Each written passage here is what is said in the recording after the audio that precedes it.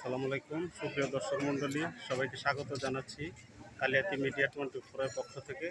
আজকের কালিয়াতির সংবাদে আপনাদের সাথে আছি আমি সাংবাদিক আমিরা। সুপ্রিয় দর্শক মণ্ডলী, কালিয়াতি উপজেলার কোকডরা উচ্চ বিদ্যালয়ের ম্যানেজিং কমিটির অভিভাবকদের নির্বাচন হয়ে গেল।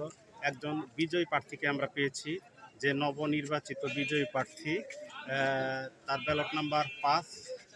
আমরা সরাসরি চলে যাচ্ছি, সে বিজয়ী হয়েছে, তার আনন্দে অনুভূতি ব্যক্ত করতে যাচ্ছি। আসসালামু আলাইকুম,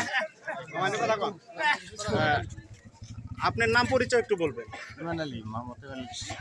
একটু জোরে বলেন। আচ্ছা, আপনার ব্যালট নাম্বার কত ছিল? 5।